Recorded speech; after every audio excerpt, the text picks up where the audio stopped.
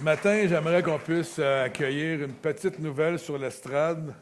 Elvira, ce matin, qui débute.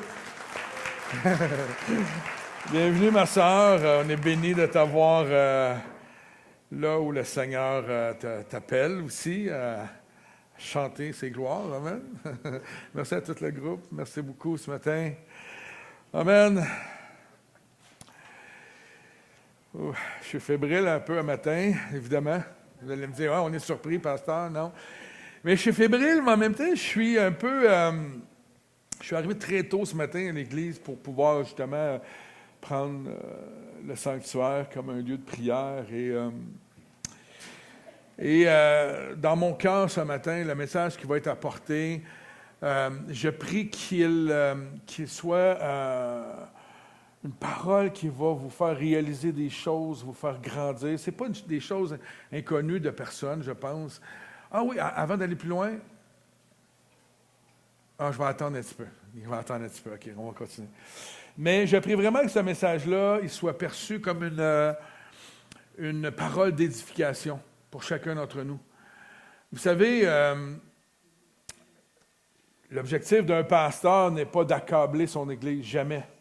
En tout cas, pas le mien. Mais je pense que des fois, le Seigneur veut nous parler. Et je pense que ce matin, c'est quelque chose qui peut nous parler.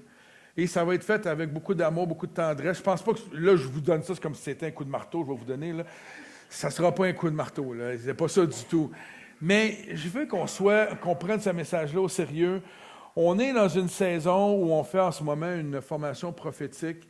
Et pour ceux qui assistent à la formation, on sait que la prophétie, c'est d'écouter la voix de Dieu et de l'annoncer à ceux à qui de droit, qui reçoivent une parole, ou ça peut être aussi au corps de Christ, ça peut être même à des non-croyants, des fois Dieu peut nous donner des paroles. Mais ces paroles-là, aujourd'hui, sous la Nouvelle Alliance, sont des paroles d'encouragement, d'édification. Amen. Ce n'est plus comme les prophètes de l'Ancienne Alliance où ils étaient là pour protéger la loi, si on veut. Aujourd'hui, on est là pour annoncer une bonne nouvelle. Hein? On est dans une année de grâce de notre Seigneur. Donc, on se doit d'être des porteurs du message de la bonne nouvelle. Amen. Et ce matin, je veux vraiment qu'on puisse sortir d'ici avec le feu. Le feu. Arrêtez là. Le feu du Seigneur ce matin et qu'on puisse juste se laisser aller, juste être qui on doit être. Pas se priver. Amen. Juste être chrétien. Point final. Et vous vous souvenez, le 28 mars dernier, vous en souvenez? J'aime ça. Le titre du message, c'était « Intentionnellement chrétien ». C'était le titre du message. Et en sous-titre, c'était la responsabilité auditive que nous avons comme chrétiens, mais aussi active du chrétien. La responsabilité de quand on entend quelque chose, qu'est-ce qu'on fait avec ça, et à partir de ce qu'on fait avec ça, comment on agit aussi avec ce qu'on reçoit. Amen. Et ce matin, je vais continuer un peu dans cette direction-là. Et je vais vous parler du pouvoir des mots. Est-ce que vous pensez que les mots ont un certain pouvoir? Est-ce qu'il y a quelqu'un qui a un exemple? Vas-y. Oui. Si tu n'es vraiment pas bon, qu'est-ce qui arrive? C'est pas ça que je veux dire. Dans le sens que c'est vrai que si quelqu'un te dit tout le temps « t'es pas bon, t'es pas bon, t'es pas bon », c'est comme un fait sur ta vie. Au lieu de dire que ça n'a pas bien été dans une activité, ça ne veut pas dire que tu n'es pas bon. Le pas bon, ça demeure un fait, tu sais. C'est comme tu as dit, tu es bien stupide. Non. Comme des fois, je chicane ma fille, on va dire entre guillemets. On va dire, ce que tu as fait, en passant, elle est d'accord que je l'utilise en exemple. Okay? J'y ai demandé la permission. Je ne vais pas dire, elle va dire qu'elle a fait une erreur. Je ne vais pas dire, t'es conne parce que tu as fait une erreur. La situation dans laquelle tu t'es retrouvé, c'était pas fort, tu sais. Tu as manqué ton coup, mais elle n'est pas épaisse parce qu'elle a manqué son coup. Amen? Vous êtes d'accord? Y a-t-il une autre parole que vous avez déjà reçue qui, pendant des années, ont été une étiquette pour vous? Oui. T'es compliqué. Ouais. C'est vrai que ça peut établir une étiquette. Ouais. Roland? seras jamais un homme. Je suis sûr que ta femme n'est pas d'accord. Non, je le sais. Mais elle t'a marié après ces affirmations-là, puis tu veux, elle a marié un vrai de vrai. D'autres paroles comme ça qui vous ont marqué, qui vous ont peut-être défini votre identité pendant quelques années. Tu sais des gens qui ont des paroles comme ça?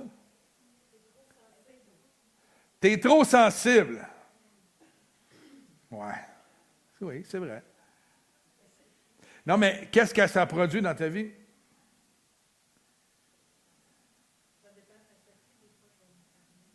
Ouais.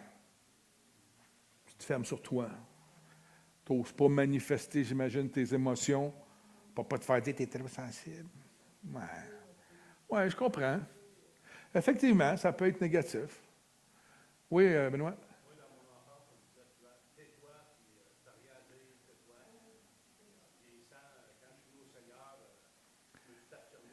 Ouais. Mais là, on est tous d'accord, messieurs, pour connaître Benoît. Il t'a réglé ça, là. Mais ça reste vrai.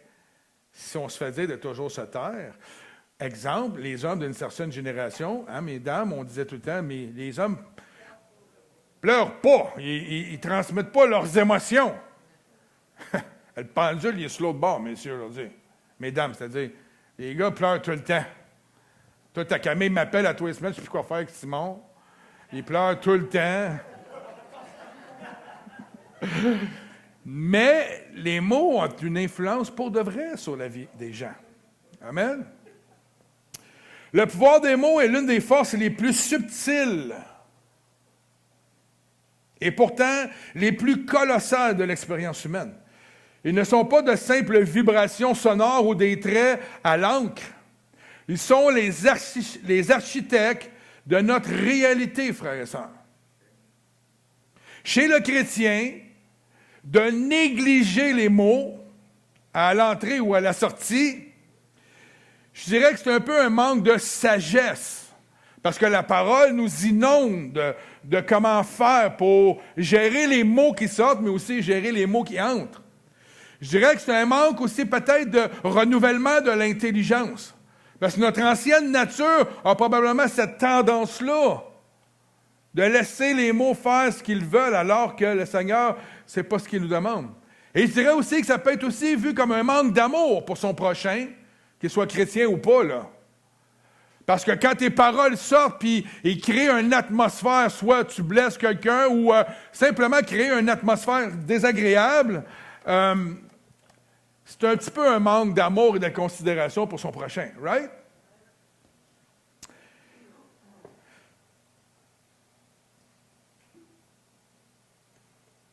Je suis en train de compter des mots ici parce que je vais vous faire 1, 2, 3, 4, 5, 6. Il y a 6 mots. 6 mots qui ont changé le cours de l'histoire.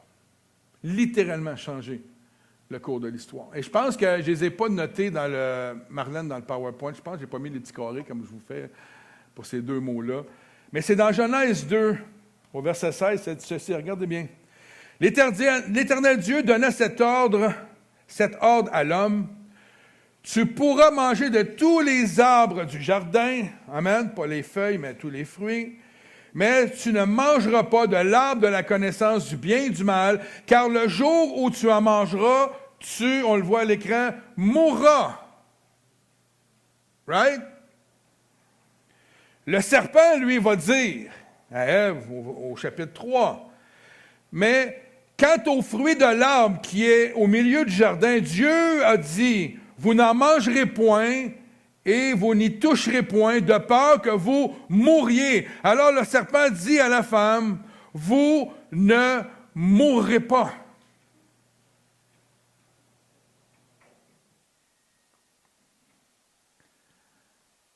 Six mots qui ont bouleversé l'histoire de l'humanité. Complètement. 6 mots qui ont été dits il y a des milliers d'années qui ont encore un impact sur l'être humain et sur l'humanité en entier. Aujourd'hui. Ouais, mais les mots, pasteur, des fois, c'est juste une joke. Des fois, c'est juste une joke. Dans le cas du serpent, c'était pas vraiment une joke. Des fois, pour toi, ça peut paraître une joke, ça peut paraître d'un humour noir, un humour un peu sarcastique. Pour les personnes qui les reçoivent, des fois, ça peut être beaucoup plus blessant qu'on pense. Ah, c'est pas grave, il ne sait pas ce que j'ai dit sur lui. Ça va toujours aux oreilles de tout le monde, ou presque. La phrase du serpent est un cas d'école de manipulation linguistique, si on peut dire, visant à définir la réalité. C'est ce qu'il veut faire, le serpent. Et là, je vais vous sortir un beau mot savant ce matin. Voici comment ce mensonge s'apparente à un mécanisme du langage qu'on appelle le novlangue. Il y en a qui connaissent ça? Il y en a qui connaissent ça. Tu connais ça? Tu ne connais pas le novlangue? Ni Prévert. Novlangue. Ce concept par George Orwell, excusez-moi, vous connaissez tous George Orwell, qui est un journaliste anglais en Angleterre, vous connaissez? OK. Qui consiste, ce concept-là, c'est de nommer, qui consiste à réduire ou modifier le vocabulaire pour rendre certaines pensées impossibles ou acceptables, inverser le sens et rendre le crime acceptable dans la pensée populaire. Ça me ramène un peu dans les derniers temps au bien et au mal, le mal qui est vu comme le bien qui est vu comme le mal. C'est de déformer la réalité par des mots, mais de façon volontaire. L'inversion des valeurs, comme slogan, il y avait dans la Première Guerre mondiale et même dans la Deuxième Guerre mondiale, il y avait un slogan qui était « La guerre, c'est la paix ». Vous voyez le concept? La guerre, c'est destructeur, mais en même temps, c'est la paix pour excuser la guerre. On voit ici un peu le concept. Le serpent pratique une inversion totale. Il prend une vérité établie par Dieu, c'est-à-dire « tu mourras », et affirme son contraire exact en disant « vous ne mourrez pas ». Il ne se contente pas simplement de mentir. Son objectif, c'est de réécrire la loi ou la vérité. Il y a comme une promesse de libération, mais par la connaissance. Aujourd'hui, on le vit encore. C'est la science, c'est la connaissance qui doit prouver l'existence de Dieu. Et il utilise des mots positifs, être comme Dieu. Connaissance, pour désigner ce qui va en réalité causer sa chute et la chute de l'humanité. C'est une forme de double pensée. On fait croire à Ève qu'elle gagne en puissance alors qu'elle perd la liberté originelle que Dieu lui avait donné. Il y a un détournement du sens. Il utilise des mots positifs. Ah, je l'ai dit, excusez-moi. Je me suis trompé.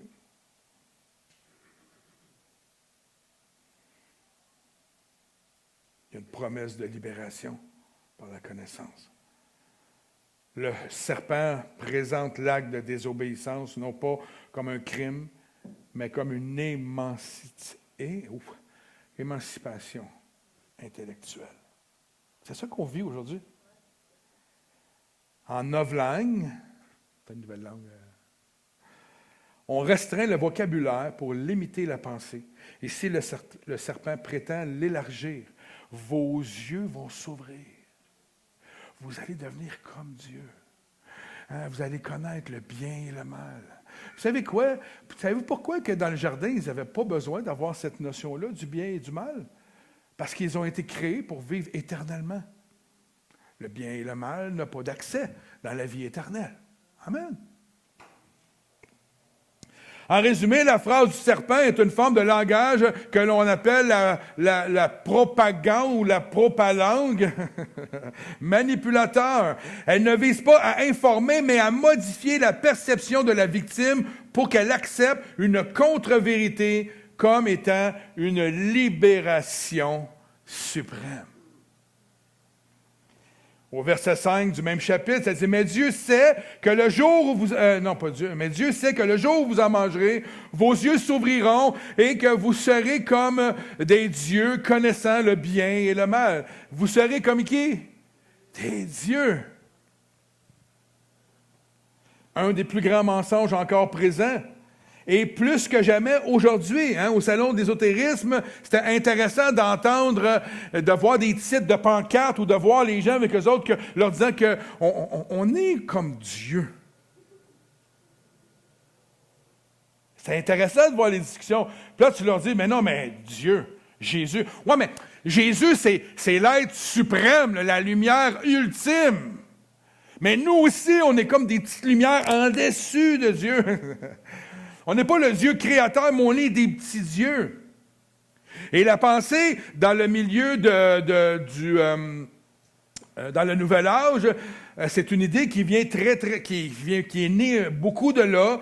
L'idée vient de la pensée que si Dieu est divin et que tout ce qui a été créé par lui est divin et que nous sommes aussi créés par lui, alors on est aussi des dieux. Tout est divin. Vous, la manipulation, c'est sournois, là, un peu. Tout ce qui existe est une seule et même énergie. J'ai été voir des sites ésotériques, là, je vous dirais que cette phrase-là sort pas mal souvent. Si tout est Dieu, alors l'humain l'est aussi. Wow! Donc, le concept du bien et du mal se perd dans tout ça. On est Dieu.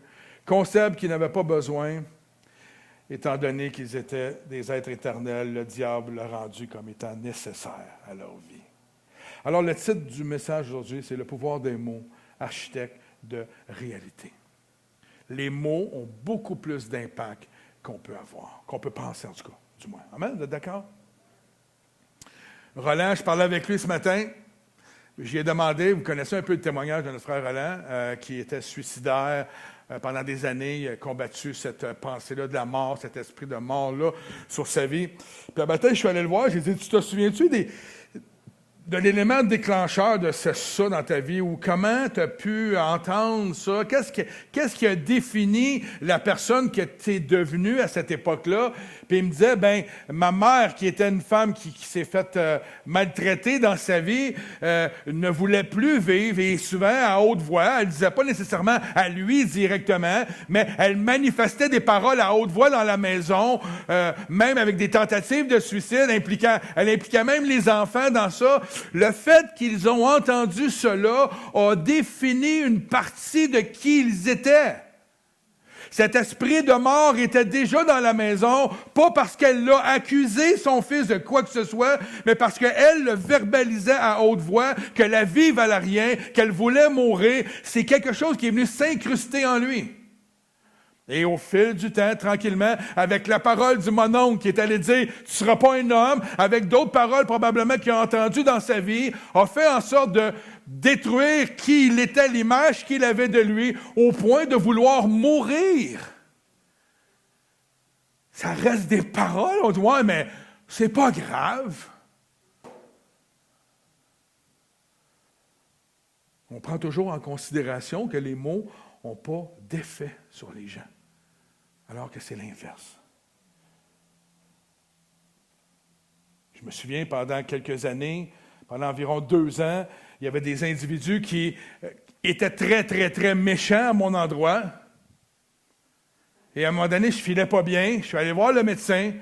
Le médecin a commencé à me dire, « Tu vis-tu du stress dans ta vie en ce moment? » Je dis, un tantinet. Puis là, il m'expliquait les effets du stress. Qu'est-ce que ça peut produire dans le corps humain. Et à quel point, aujourd'hui, je prends des médicaments encore pour la haute tension, la haute pression et certaines choses.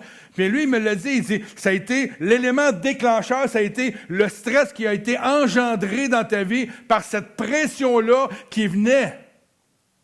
J'avais beau aller devant le Seigneur pour me ressourcer, pour charger mes batteries, puis aller chercher mon identité en lui et non pas dans ce que j'entendais à mon sujet. Mais ça reste que ça a produit un effet sur mon corps quand même. Donc, on va faire une exploration en 6 points. On est ici jusqu'à 1h15, 1h30, si ça vous va. ne peut pas aller plus tard que ça. Il y a un repas avec les musiciens après, donc 1h30, c'est assez. 6 points de l'impact des mots sous différents angles bibliques, je vous dirais même un peu scientifiques. Le premier, les mots sont créateurs de réalité et de perception. Je le vois comme pasteur quand je fais la relation d'aide avec les gens. Quand je dois régler un conflit entre deux individus, c'est impressionnant de voir que le conflit est basé sur 90 à 95 % de perceptions qui ne sont pas les bonnes. Je vous le dis, là, c'est pas 20 %, 30 %, c'est très élevé. Et là, quand on met les deux individus ensemble, puis qu'ils se disent les vrais mots, les vraies réalités, ils font comme « Ah ben, je pensais pas, je pensais que c'est ça que tu voulais. » Puis l'autre personne fait comme « Non, j'avais pas envie de te tuer. » Puis là, il y a comme, c'est impressionnant de voir ce que les mots, ce que le monde a comme perception, mais c'est une réalité. Tout ce qu'on dit, même ici, va déclencher en vous une perception des choses, même si, selon mon humeur, la manière que je prêche mon message, vous pouvez dire, ce pasteur-là, il prêche la condamnation, ou ce pasteur-là, il est sous la grâce de Dieu, puis il prêche la grâce de Dieu, selon mes mots.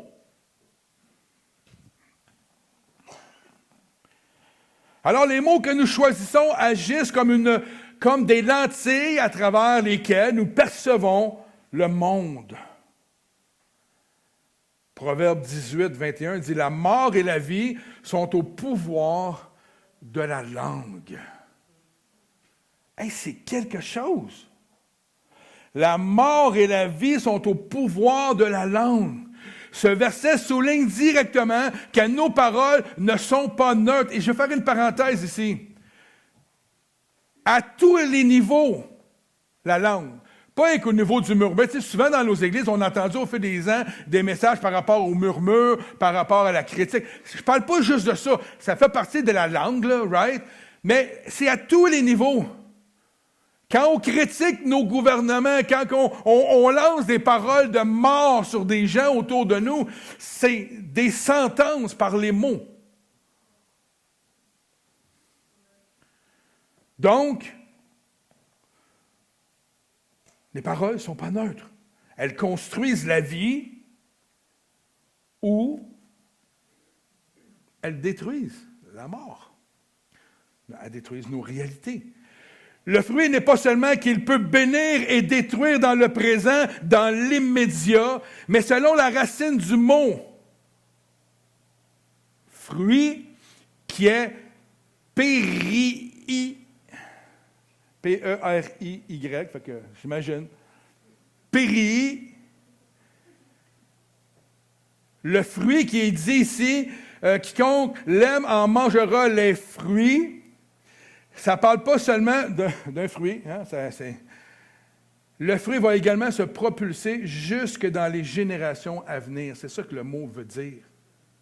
C'est-à-dire, le fruit, il n'est pas simplement dans l'immédiat. Si je dis à quelqu'un, t'es pas fin, ou t'es ci, ou t'es ça, l'impact est immédiat. Mais le mot ici qui est utilisé, périr, veut dire que c'est quelque chose que tu t'infliges à toi-même et que tu infliges à tes générations futures. Oh, quand j'ai lu ça, j'ai fait comme, c'est-à-dire, la parole que nous donnons, elle vient de notre cœur. Si ton cœur est mauvais, tu vas déborder. C'est parce que si tu donnes des mauvaises paroles, c'est que ton cœur est mauvais. Et quand je disais ça disait, c'est comme des rejetons qui s'incruste jusque dans l'ADN familial et va laisser comme héritage ce fruit. Wow! Et je regarde mon papa à moi, qui est décédé aujourd'hui, qui était un bougon, là, tu sais, le bougon des bougons, chialeux. Pas bougon dans le sens des bougons à TV qu'on a vu, là. Un chialeux, notoire, là. Vous avez déjà vu le petit cartoon de M. Magoo? Chialait tout le temps. Mon père, c'était ça. Devinez qu'est-ce qui est arrivé avec ses enfants. On chiale tout le temps. Aujourd'hui, ça va mieux, vraiment mieux, chérie. Hein? C'est réglé, je vous dirais, à 99,9 %. Des fois, il le restant, il prend de la place, mais la réalité... Mais je me souviens que je regarde mon frère, puis je regarde moi. Moi, je suis chrétien, mon frère ne l'est pas, même s'il croit en Jésus, tout ça. Il y a une différence entre les deux. L'héritage qu'on a reçu, moi, elle est teintée par Christ. Mon nouvel héritage n'est plus celui que j'ai reçu de mon Père, mais c'est celui que j'ai reçu de mon Seigneur. Et on va parler d'identité. Mon frère qui n'a pas encore revêtu cette nouvelle identité-là, je vois la différence. Des fois, j'ai dit, c'est pas bon pour ton cœur, mon frère. Respire. On dirait que ça devient héréditaire. Mais vous savez quoi? Je peux voir dans les familles autour de moi, pas juste ici, toutes les familles que j'ai fréquentées dans les églises au fil depuis 1989, quand je vois un père, un fils, une mère, on voit l'héritage, on la voit. Ça fait partie, ça devient une culture dans l'Église. Les familles qui sont tout le temps en train de louanger, aider tout le monde, c'est une culture. Les familles qui sont en train de chialer, c'est une culture. On la voit, c'est transmis parce que c'est écrit. Le pouvoir de la langue. Deuxièmement, il y a un terme en science qui se nomme le cadrage, ou si on peut l'appeler la perspective. Exemple.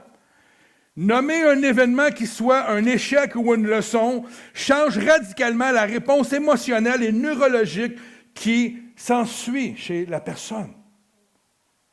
Et il détermine plus que l'on pense nos émotions et notre capacité à rebondir. Exemple, si chaque fois que vous vivez un échec, nous disons à quelqu'un que il est nul, qui est stupide, on l'a dit tantôt, on a tout donné les objectifs tantôt, que je ne ferai jamais rien de bon dans la vie, ou bien qu'on leur dit, c'est pas grave, on apprend de nos erreurs, tu vas devenir meilleur par la suite. Il y a une méchante différence. Moi, ma mère m'a toujours dit, Normand, une erreur, c'est un gain. Tu te pètes le nez, tu échoues dans quelque chose, reste pas là. Tu vas apprendre de ton échec. J'ai toujours grandi avec ça. Toujours.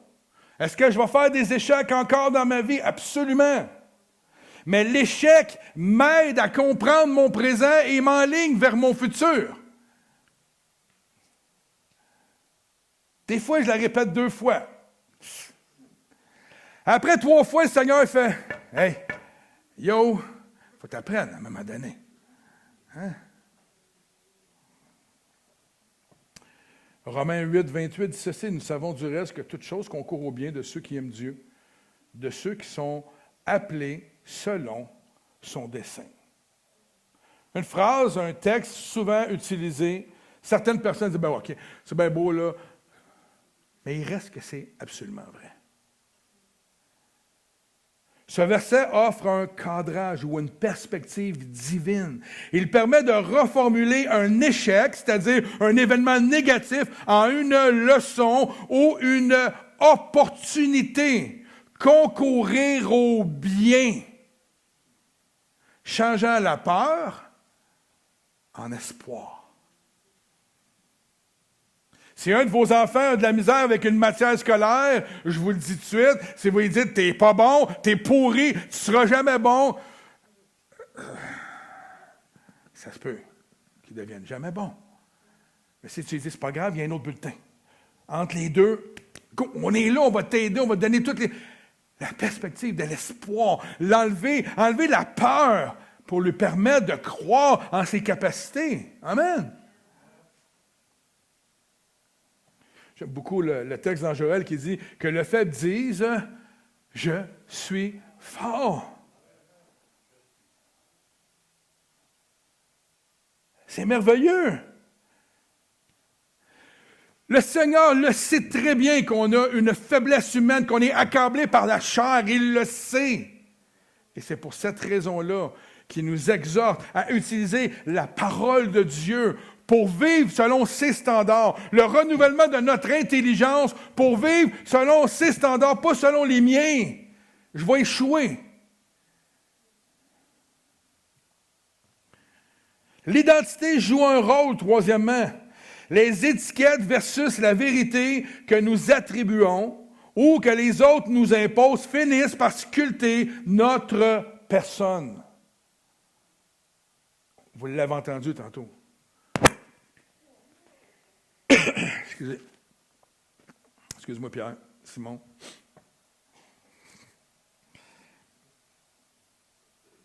Dire « je suis maladroit » est une sentence.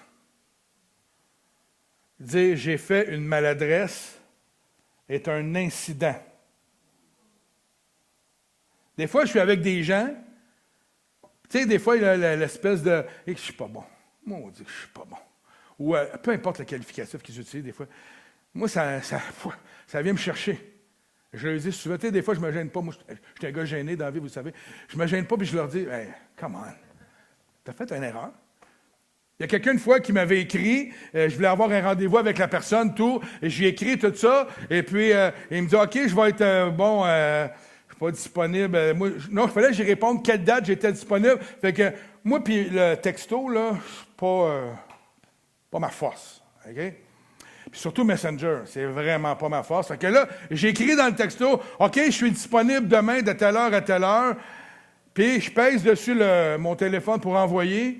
Le message n'est jamais parti, j'ai dû peser à côté, je ne sais pas trop quoi.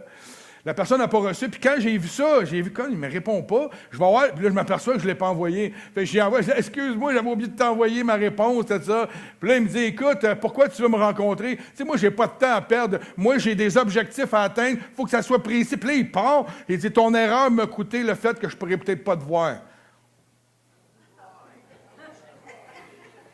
Ton erreur.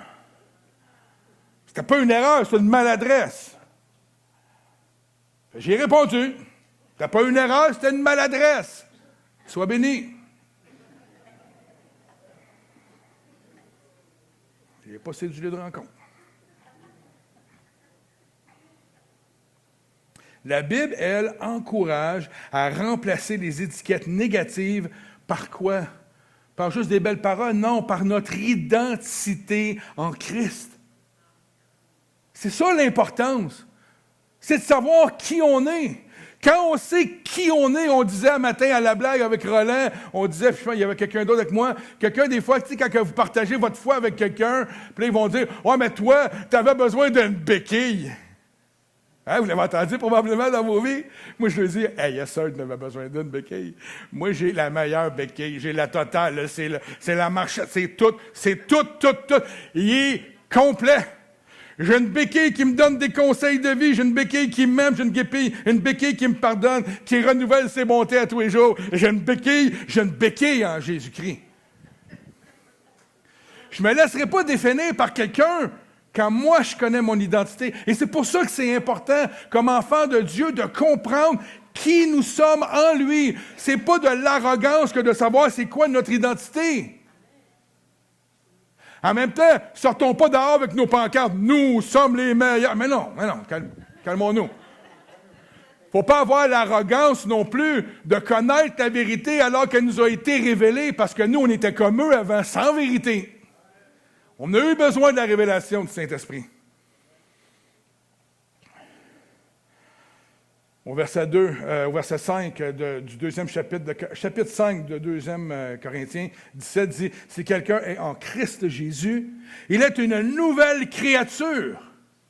Les choses anciennes sont passées, voici toutes choses sont devenues nouvelles. » Tout le monde connaît ce verset-là.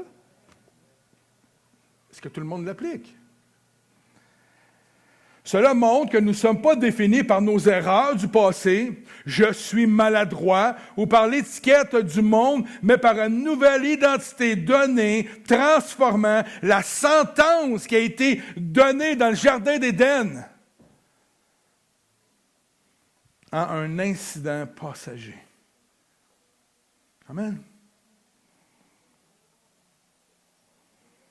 Les premiers mois, probablement les premières 10 semaines de ma vie chrétienne, 2 mois et demi, j'avais tellement de la misère à comprendre l'identité. Parce que mon passé pesait tellement lourd. Je ne pouvais pas comprendre qu'un Dieu pouvait aimer un criminel comme moi. Je ne pouvais pas comprendre ça. Ça ne rentrera pas dans ma tête d'avoir volontairement fait du mal à des gens, d'avoir fait vivre des choses, puis qu'après ça, simplement en disant « Oui, Jésus, je t'accepte comme Seigneur », que tout est effacé. Pendant des semaines, à tous les dimanches matins, j'allais broyer en avant. Je vous le dis à chaudes larmes. « Seigneur, pardonne-moi », puis je demandais pardon au Seigneur tout le temps, tellement j'étais... Et le jour où j'ai compris que j'ai été adopté, que j'ai été transformé, que j'ai reçu une nouvelle identité, c'est à partir de ce moment-là que j'ai compris que ce n'était pas par rapport à moi, c'est par rapport à lui. Je suis aimé du Père à travers la vie du Fils. Et le Fils m'a été donné comme nouvelle identité. Wow! Et à partir de ce moment-là, je n'ai plus jamais pleuré. J'ai pleuré pour bien des choses, mais pas pour ça. Des gens souvent me disaient « Comment ça se fait, pasteur, toi, t'es fonceur comme ça? » Je ne suis pas fonceur. Si vous savez comment je peux heureux. Mais je profite de mon poids et de ma grandeur. C'est pas vrai. C'est pas vrai, Dominique vous dirait, quand on s'est mariés, j'étais gros comme un chicot. Elle dit qu'elle s'est fait avoir. Mais dans le contrat de mariage, je n'étais pas marqué plus que 175. Hein? Si tu veux. Voilà la parole de sagesse. Ça n'en fait plus à aimer.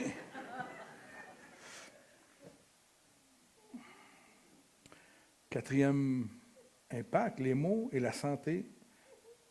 L'impact neurologique. Et je vais dans les semaines prochaines, la semaine prochaine du moins, je vais essayer de vous amener un peu du matériel que Caroline Leaf, qui est une docteure, une chercheuse et tout, là, elle est chrétienne, puis elle a fait beaucoup de recherches sur l'effet des mots, l'effet de la pensée, comment ça peut...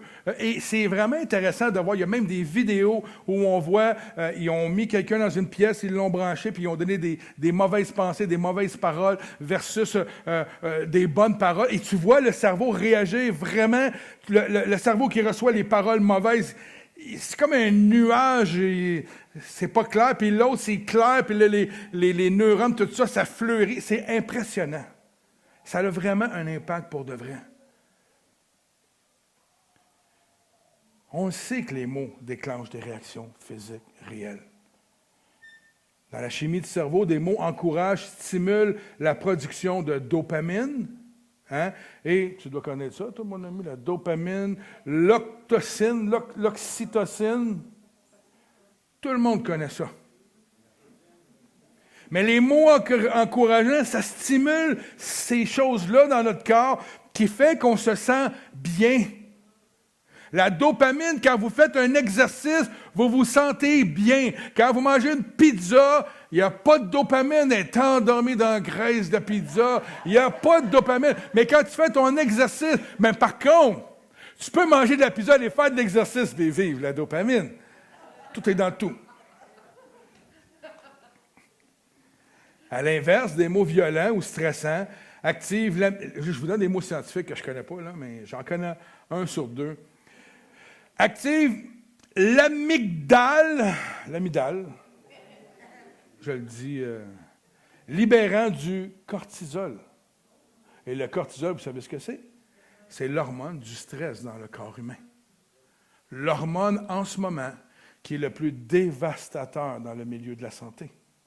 La quantité de gens qui deviennent malades à cause du stress, c'est phénoménal. Et les études, et c'est ce que je vais essayer de vous montrer, les effets éventuellement, puis à la lumière de la parole de Dieu, parce que Caroline Leaf, ce qui est intéressant, c'est qu'elle amène des effets, des états de ses recherches, puis elle montre dans la Bible comment Dieu l'avait déjà dit.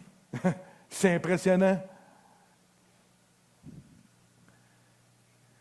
Il y a l'effet placebo. Combien connaît l'effet placebo? Hein? Moi, au début, je me disais, voyons donc, on dit quelque chose, puis il y a un effet placebo. Et c'est prouvé en science aussi.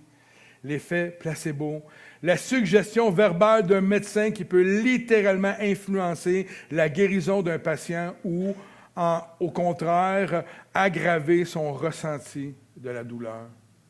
J'avais entendu quelqu'un dans un podcast dire, je m'en vais voir le médecin me dit, écoute, on a découvert que tu as un cancer, une tumeur, puis on n'est pas vraiment encouragé. Puis là, il dit, là, on va la faire analyser, ta tumeur, là, mais on ne sait pas trop, elle est grosse quand même, tout ça. Fait que là, lui, pendant 2-3 mois de sa vie, il n'a plus de vie. Il a mal partout, ce qu'on lui a dit, qu'il avait la tumeur. Il n'a plus de vie. Il prépare ses funérailles. Écoute, la totale. Il fait venir, il va voir tous ses meilleurs amis, les derniers repas. Écoute, la totale. 3 mois après, il reçoit les résultats. C'était une tumeur maligne. Il n'y avait pas de cancer, pas de douleur, rien de rattaché à ça. Comment? Bénigne, excuse, pas maligne, excusez-moi. Bénigne. En tout cas, qu'il n'y a pas de danger. Et là, soudainement, c'est un humoriste, le gars, fait que soudainement, tout est beau. Il n'y a plus mal nulle part. La vie est belle. Sauf que sa carte de crédit est rendue à 100 000 $ parce qu'il a tout dépensé, il pensait que tu as pu mourir.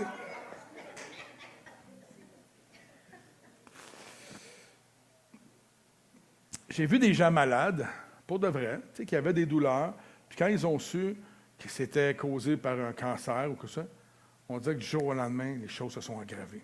Et pourtant, ils vivaient bien. Ils avaient une douleur, ils avaient mangé ça, puis bang, ils reçoivent la nouvelle, puis là, on dirait que l'effet placebo fait place. Ça nous montre encore l'effet des paroles. Les paroles produisent. Tu sais, l'annonce que vous voyez à la télé, je ne sais pas si vous l'avez déjà vu, on annonce qu'il y a un cancer, puis là, tu vois, les gens sont projetés par en arrière. C'est exactement ça. C'est très bien illustré. L'impact chez les gens qui reçoivent une telle nouvelle. La Bible fait un lien direct entre la douceur des mots et la santé physique, ce qui rejoint les découvertes modernes du cortisol et de l'oxytocine. C'est hot, hein? L'oxytocine. Proverbe 16, 24 dit ceci, « Les paroles agréables sont un rayon de miel, douces pour l'âme, et, regardez ça, salutaires, pas pour juste l'âme, pour le corps. » Est-ce que la parole dit n'importe quoi? Non. Proverbe 12, 18 dit ceci, « Tel qui parle légèrement blesse comme un glaive, mais la langue des sages apporte la guérison. » Wow! Merveilleux. Cinquièmement, les mots utilisés volontairement comme outil de cohésion et de destruction sociale. Dans la sphère publique, le mot est une arme. Quand vous écoutez des gens qui préparent des discours, j'avais entendu un gars qui préparait les discours du premier ministre du Parti québécois, je ne vous dirai pas lequel, là, on va se mettre à le juger, mais il expliquait dedans que la force des mots, la manière d'écrire un message peut avoir un impact sur comment les gens vont le percevoir. On le voit avec monsieur aux États-Unis. Amen? Lui, je ne pense pas qu'on il fait écrire ses textes, là. Mais les mots peuvent avoir une mobilisation. Des discours historiques ont renversé des régimes ou ont mis fin à la ségrégation. Exemple populaire au Québec, le général Charles de Gaulle. Et c'est pas lui-là qui est en plein milieu d'un mouvement souverainiste au Québec. Il vient, il arrive à l'hôtel de ville, puis il déclare quoi? Vive le Québec! Le Québec. Non, il dit vive le Québec, vivre le Québec libre. Et là, la foule, toi. Harvey sa tête. Tous les souverainistes, il prend pour nous autres. Et on dit dans l'histoire qu'à partir de cette phrase-là, c'est ce qui a été l'élément déclencheur pour que M. René Lévesque et le Parti québécois puissent aller vers la presque souveraineté du Québec. Quand même impressionnant.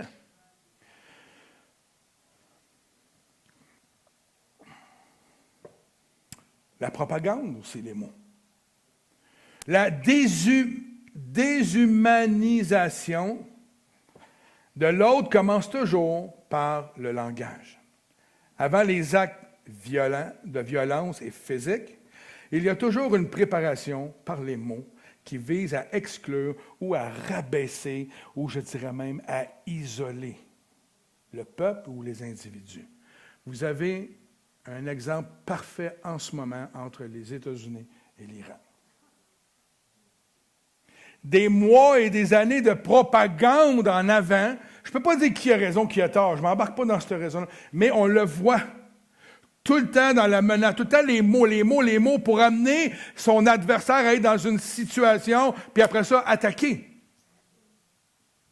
Une femme dans un couple qui est battue. Elle rencontre l'homme de sa vie. Il est fin. Il est attentionné. Pendant des années, des mois, des fois des 2-3 ans, c'est l'homme de sa... Écoute, puis à un moment donné, tranquillement, les mots commencent à changer. Ils commencent à ridiculiser, diminuer, etc., jusqu'à l'amener à un moment donné, dans sa tête, à dépendre entièrement de l'identité que lui a collée dessus. Au point où elle croit que lui. C'est vrai que je suis comme ça. Paf! Je l'ai cherché. Là, vous me dites, mais voyons donc, j'ai rencontré, moi, des femmes battues. Et c'est le langage qu'ils ont. Ça n'arrive pas. Paf! Ça s'installe. Les mots sont sournois. Les mots sont destructeurs. Les mots créent la vie, créent la mort. Pourquoi est-ce crucial aujourd'hui de parler des mots? Parce que les mots peuvent nous détruire, mais ils peuvent nous fortifier. Quand je priais ici ce matin, je criais dans le sanctuaire, « Seigneur, que ce qui sort de nos bouches, ça soit juste des paroles de bénédiction et de réconciliation, des paroles de guérison, des paroles de délivrance, des paroles, Seigneur, que l'Église, ton Église, devienne glorieuse comme toi, tu es glorieux. » Qu'on ne s'abaisse pas à être comme l'homme selon la chair, mais qu'on s'élève à être l'homme selon l'esprit qui habite en nous. À l'ère du numérique, nos mots voyagent plus loin et plus vite que jamais. Je dois m'abstenir d'écrire sur les réseaux sociaux au moins 2-3 fois par jour. Tellement je suis choqué des fois de voir les choses qui sont dites. Maintenant, au lieu de me choquer, on peut bloquer, je pense, les publications. Là. Tu as de mauvaises nouvelles, mais elle n'est pas là, tu ne seras plus mon ami. Je dois préserver mon cœur, mes pensées. Et vous savez quoi? Il n'y a personne d'autre qui peut le faire. C'est juste moi. Une phrase postée en quelques secondes peut avoir des répercussions mondiales ou marquer une personne pour la vie. La responsabilité liée à notre parole est donc démultipliée aujourd'hui par la technologie. Demandez à un ado qui s'est fait taguer sur Internet pour des choses qu'elle n'a pas faites, ou une photo compromettante qu'un garçon lui a demandé, puis qu'à partir de là, sa vie est complètement dévastée, puis que finalement, la petite fille passe au suicide. C'est des faits réels. Ouais, mais c'était juste pour nous amuser, faire rire les amis. Ouais, mais tu veux, ton amie est morte.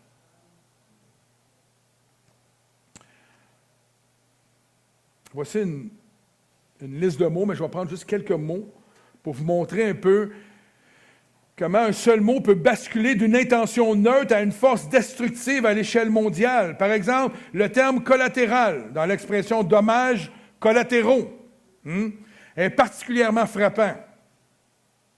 Voici, ce mot incarne le pouvoir des mots et sur la perception humaine. Regardez bien ça. L'exemple, dommages collatéraux. À l'origine, ce terme est un terme technique et militaire. Probablement que dans la police, messieurs, vous devez l'entendre du point de vue technique. À l'époque, ces mots n'étaient pas utilisés pour le grand public. C'était vraiment des mots utilisés dans l'armée qui disaient que quand on va au front, évidemment, il va y avoir des dommages collatéraux. Tu bombardes un pays, tu as beau viser des soldats, Ça se peut que tu n'échappes un ou deux. Ça, c'est le langage technique dans l'armée.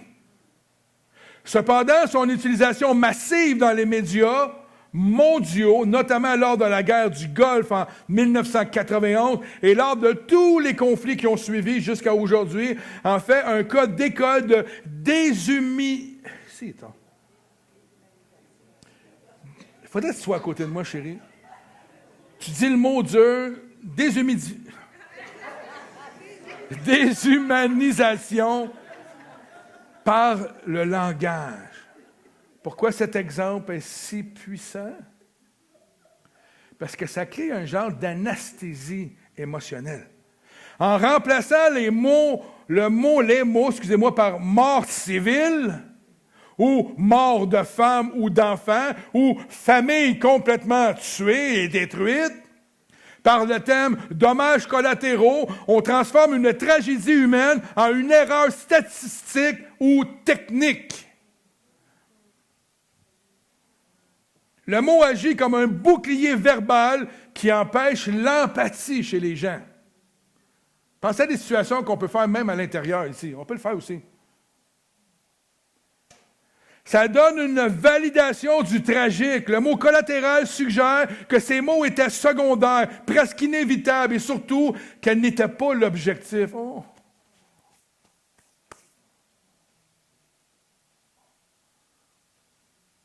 Cela permet de maintenir une image morale qui est propre, tout en acceptant l'horreur. Nous n'avions pas le choix. J'ai toujours dit, moi, les guerres devraient se régler de cette manière-là. On prend Poutine, on le met dans un ring avec Trump. Tapez-vous dessus. Pensez-y. Tu as deux chefs politiques ou deux régimes politiques qui veulent faire la guerre. Et on impose aux innocents la guerre de deux dictateurs. Regardez, prenez toute votre gang de pas contents, mettez-les dans un champ, battez-vous au citron. Right? Ben non. Je n'ai pas le courage de mes mots.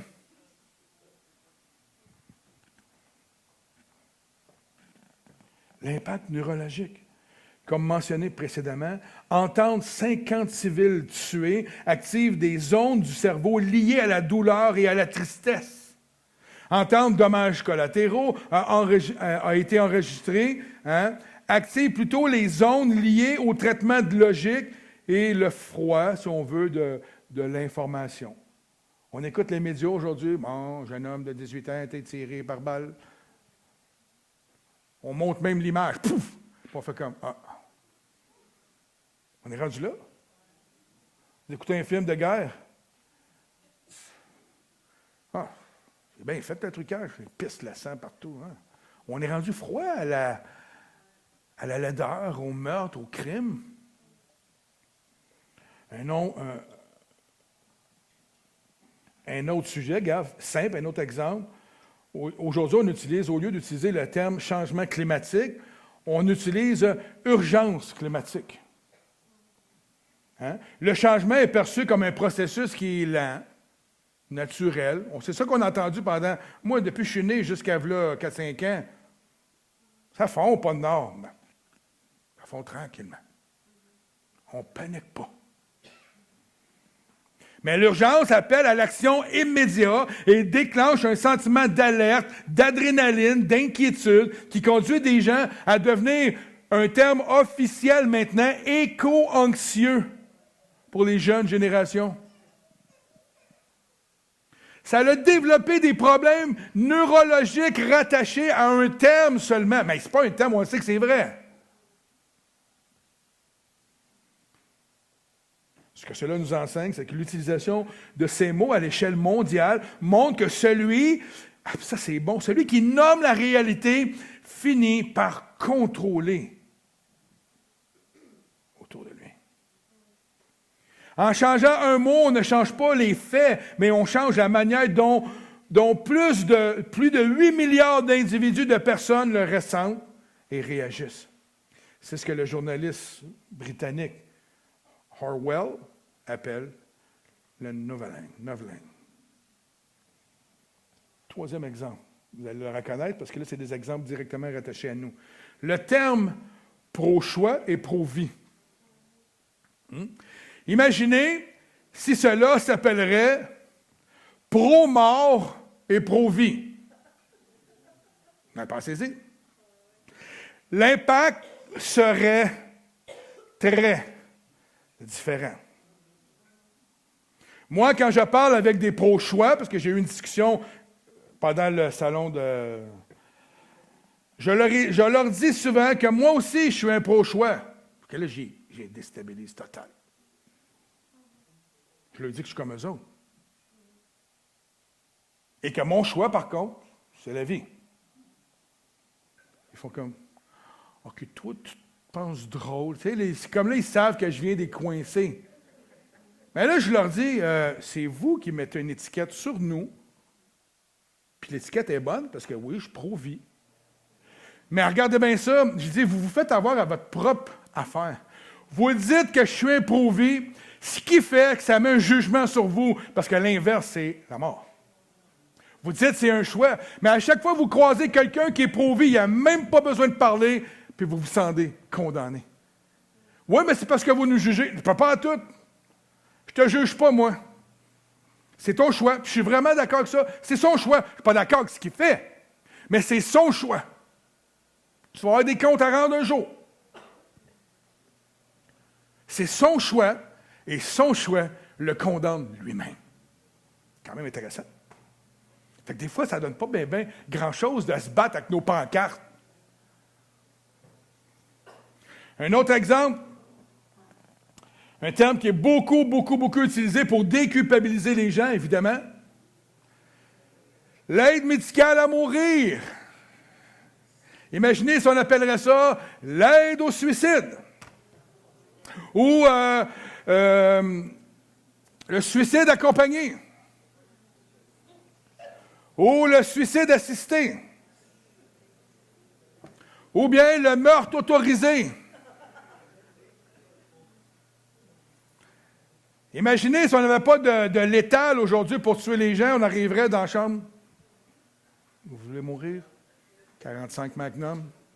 On va l'installer là. Vous tirez. Ah, vous ne voulez pas le faire? On va le faire pour vous.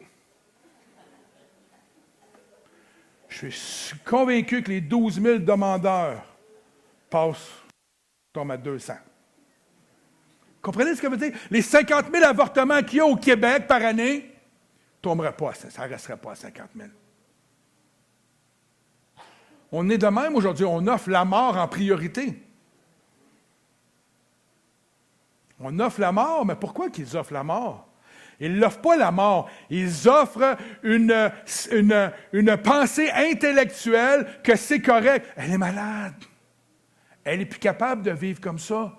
Puis je ne me moque pas d'eux autres, je les comprends.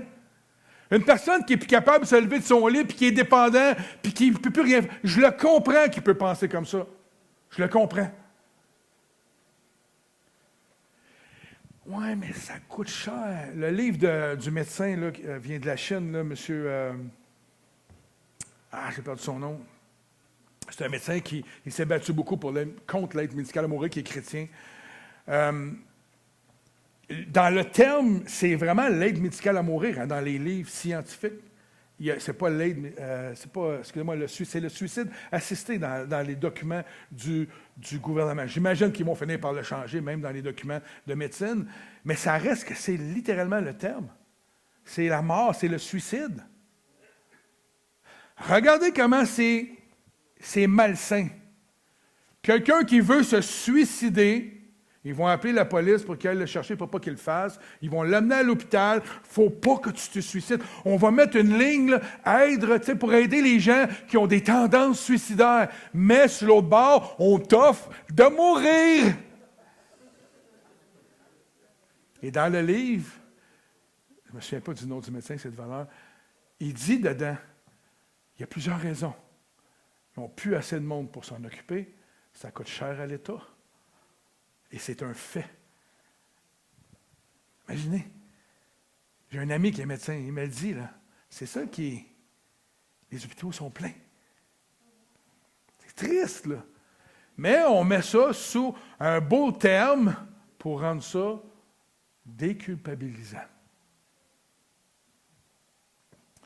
Frères et sœurs, la Bible regorge de passages qui soulignent la puissance créatrice, la puissance de guérison, mais elle souligne aussi plein de passages sur la destruction, par la destruction des paroles qui sont destructives. Elle traite souvent la langue non pas comme un simple organe, mais comme un gouvernail qui dirige toute une vie. Sixièmement, en tant que chrétiens, nous avons, frères et sœurs, la responsabilité de nos paroles et des paroles. Ça devrait être le cas aussi des non-chrétiens. On devrait être responsable de ce qu'on dit. L'idée de masquer la réalité derrière des mots qui sont flous ou qui sont trompeurs pour arriver à ses fins. Les textes bibliques appellent à une clarté radicale. Oui, mais je fais un sarcasme ici, mais on va dire, dans le cas d'une division, des fois, dans des églises, puis là, je ne pointe pas personne, écoutez-moi bien, je vais juste vous montrer comment on peut faire dire ce qu'on veut à nos paroles. Oui, mais je dois protéger l'Église. Fait que j'ai le droit de dire telle affaire. Vous comprenez? C'est pour le bien de l'Église. Elle ne s'en va pas dans une bonne direction. Donc, j'ai le droit de pécher pour justifier de protéger l'Église. Ça fait-tu du sens? Avons-nous le droit de pécher pour n'importe quoi? Non. On n'a pas le droit. Point à la ligne. Même ton ennemi, le Seigneur t'a dit de le bénir puis de prier pour lui, à plus forte raison, ton frère ou ta sœur dans l'Église. On ne peut pas justifier. Regardez ça. Dans 1 Thessaloniciens 5, veillez à ce que personne ne rende à autrui le mal pour le mal. Même quelqu'un qui te fait mal, la vengeance ne devrait pas être dans ta bouche. Mais poursuivez toujours le bien, soit entre vous, mais soit envers tous. Matthieu 5, 37, que votre parole soit oui, oui, non, non. Ce qu'on y ajoute vient du malin. Et le contexte de ça, ça dit, ce que tu entends, ça doit être, oui, dans le sens que tu es sûr que c'est ça. Tu ne peux pas dire de quoi que, j'ai entendu dire que, c'est-tu validé, c'est-tu confirmé, c'est-tu approuvé, que ton oui soit oui, que ton non soit non. Et tout ce qui va au-delà de ça vient du malin. Pensez-y. Le pouvoir des petits mots qui contrôlent tout ce qu'on peut, tout et qui peuvent être dévastateurs. L'apôtre Jacques, et je termine avec ça, je vais demander aux musiciens de revenir, l'apôtre Jacques utilise des métaphores frappantes pour expliquer comment une petite parole peut avoir un impact majeur, ou du moins peut avoir un impact sur une existence, sur un être humain, etc. Jacques 3 à 5 dit « Ne bronchons pas », dans d'autres traductions, ça dit « Ne trébuchons pas ». On ne tombe pas.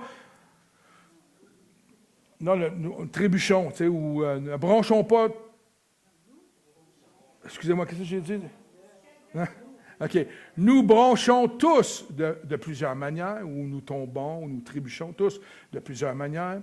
Si quelqu'un ne bronche point en parole, c'est un homme parfait. Wow! S'il ne bronche pas en parole, s'il ne se trompe pas dans ses paroles, c'est un homme parfait capable de tenir tout son corps en bride. C'est quand même intéressant. Ça ne parle pas des imperfections qu'on a, mais ça dit qu'on est parfait dans le sens que notre bouche est bien cadrée. Si nous mettons le mors dans la bouche des chevaux pour qu'ils nous obéissent, nous dirigeons aussi leur corps tout entier. Hein? On peut mettre le mort dans notre bouche, on peut prendre cette parole-là comme étant le mort dans notre bouche. Amen? Voici même les navires qui sont si grands et que poussent des vents impétueux sont dirigés par un très petit gouvernail au gré de qui? De l'eau? Au gré du bateau? Non, c'est au gré de celui qui tient le gouvernail. De même, la langue est un petit membre et elle se vante de grandes choses. Voici comme un petit feu qui peut embraser une grande forêt. La langue aussi est un feu. C'est le monde de l'iniquité. La langue est placée parmi nos membres, souillant tout le corps et enflammant le cours de la vie, étant elle-même enflammée par la géhenne. Puis là, c'est pas juste des paroles entre nous, là. C'est pas ça que je parle, là. Ici, ça ne fait pas juste parler de ça. Les paroles qu'on dit sur nos enfants, sur notre épouse, sur nos amis, sur les gens autour de nous, tout ce qu'on peut proclamer. Tantôt, quand je priais ici, imaginez-vous, j'arrive en prière, je dis, Seigneur, c'est tous des pécheurs dehors. Envoie le feu, consume-les. Tableau.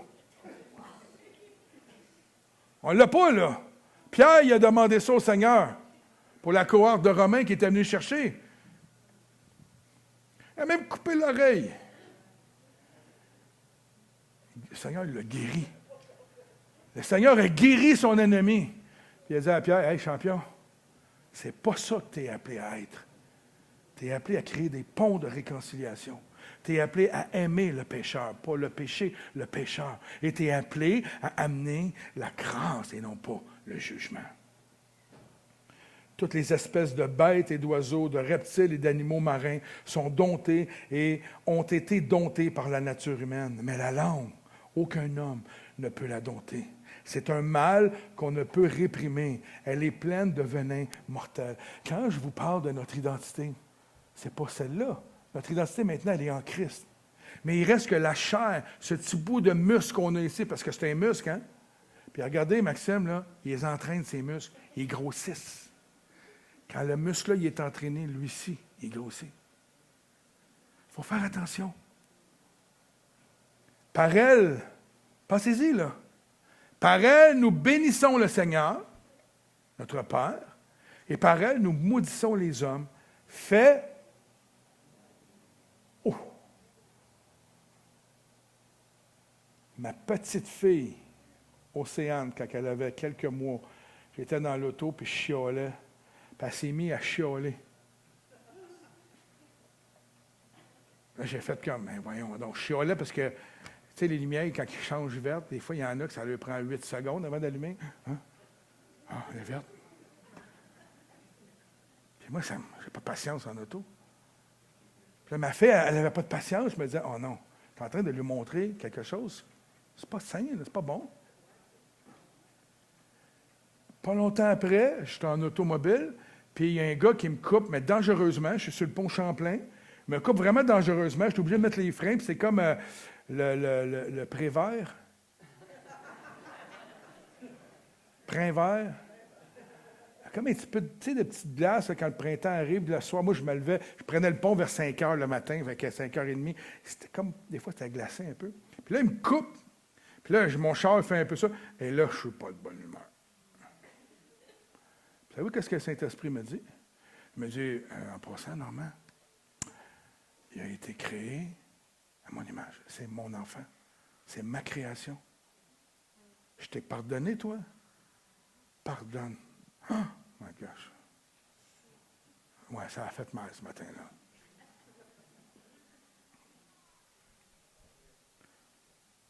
Par elle, nous bénissons le Seigneur, notre Père, et par elle, nous maudissons les hommes. Fait à l'image de Dieu. De la même bouche sortent la bénédiction et la malédiction. Il ne faut pas, mes frères, qu'il en soit ainsi. Je terminerai, il faut commencer à jouer, s'il vous plaît, doucement.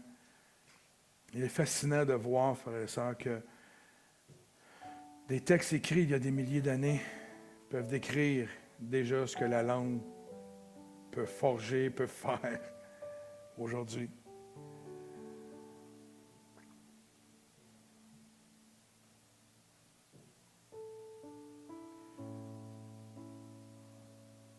Il faut donc faire attention, premièrement, comme on a vu lors de ce premier message-là, à ce qui entre dans notre esprit, dans nos pensées. Parce qu'il rentre dans notre esprit, dans nos pensées, si on le laisse tranquillement s'installer dans notre cœur, mais il va devenir le dépôt qu'il va avoir dans notre cœur. C'est-à-dire, il va devenir le contenu de notre cœur. Chaque fois que tu ne refuses pas une parole qui peut être destructive, elle se dépose en toi et elle deviendra destructive. Peut-être pas pour toi, mais peut-être pour une autre personne aussi. Même les paroles mensongères te convaincront tranquillement qu'elles sont des vérités et deviendront ta réalité. Comprenez bien une chose, que nos réalités, dans ce cas-là précisément, Ce pas les réalités de Dieu. On ne peut pas manipuler le Seigneur. « Oh, mais Seigneur, il m'a fait ça. Moi, je suis moyen Daniel. »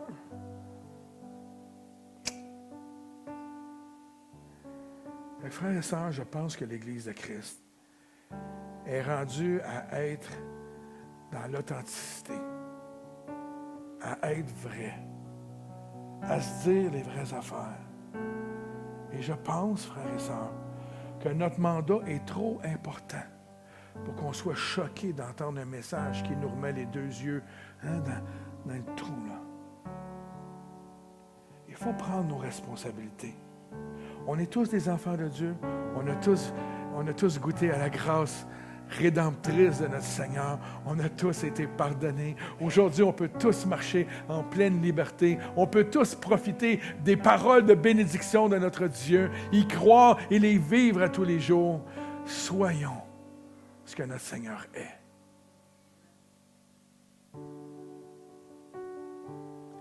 L'Église se doit, plus que jamais, d'être l'ami des pécheurs,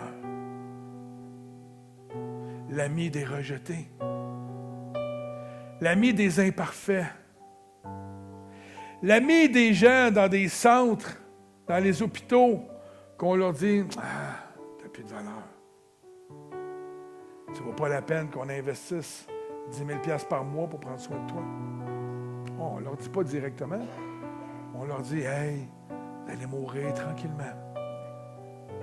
Vous n'allez pas avoir de douleur. On va faire même une fête avant. » C'est vrai, ils font des fêtes. Puis pendant ce temps-là, ces gens-là meurent sans Christ. Je pense que si on veut que l'Église de Christ soit glorieuse, comme elle est mentionnée dans les derniers temps, qui vient rechercher une Église glorieuse, bien cette Église-là se doit d'être vraie. Il n'y a pas de temps à perdre. Et je parle autant pour moi que pour toutes nous autres et pour toute l'Église universelle sur terre. Il n'y a plus de temps à perdre. Ce n'est plus le temps de jouer à l'Église, c'est le temps d'être l'Église. Amen. Levons-nous ce matin.